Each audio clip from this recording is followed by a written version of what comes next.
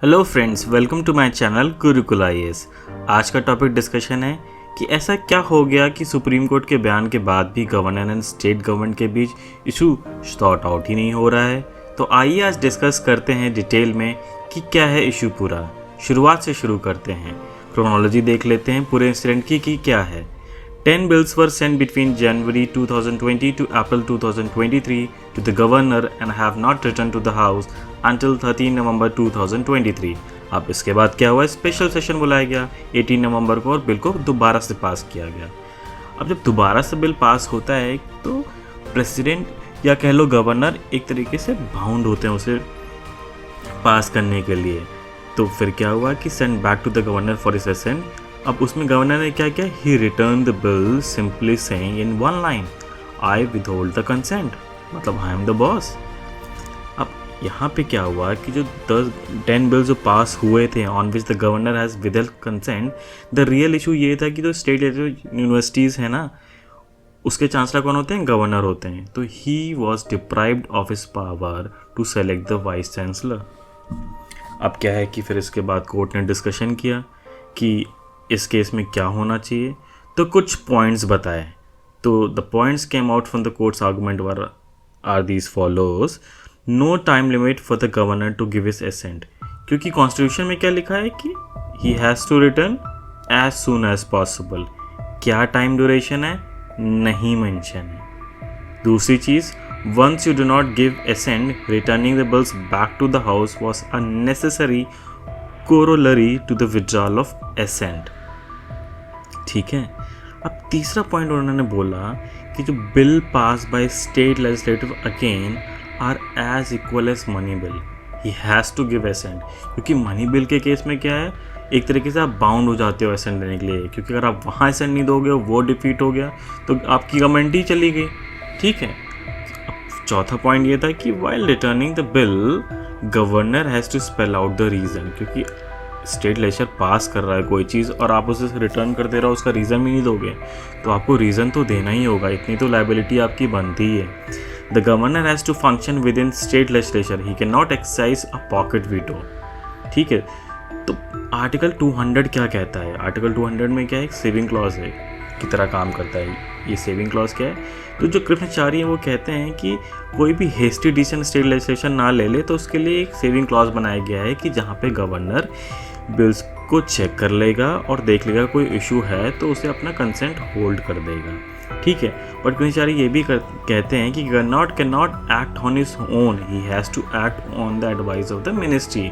When a governor sends a bill back to for further consideration, he does so expressly on the advice of his council of minister। ठीक है।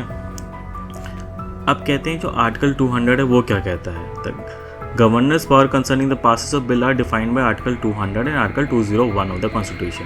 ये कहता है कि he or she may give the assent to the bill which means the bill becomes an act. फिर कहता है कि he she may withhold the consent to the bill which means the bill is rejected। तीसरा है he she may return the bill if not money bill to the state legislature with a message requesting reconsideration of the bill or some of its provisions।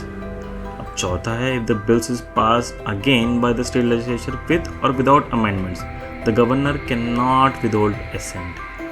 Fifth है he she may reserve the bill for the consideration of the president who has to may either assent to or withhold assent from the bill or direct the governor to return the bill to the state legislature for reconsideration।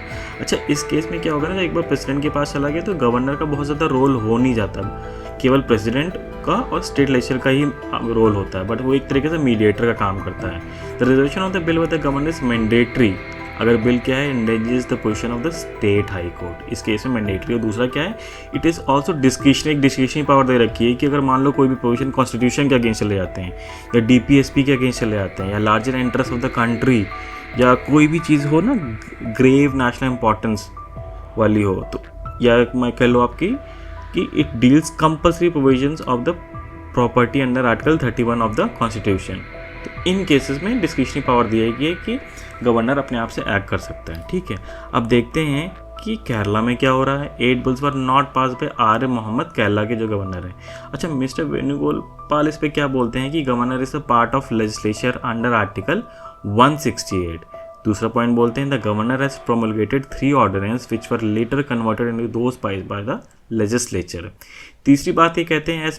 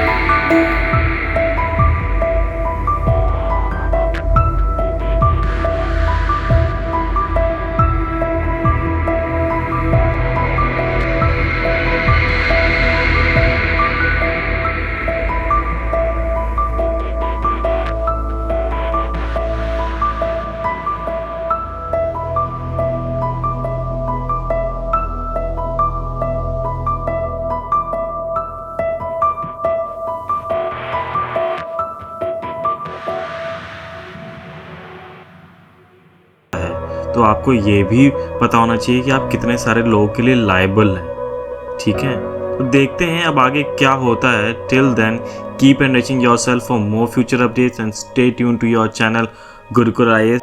Thank you, जय Hind, god bless you and bless you.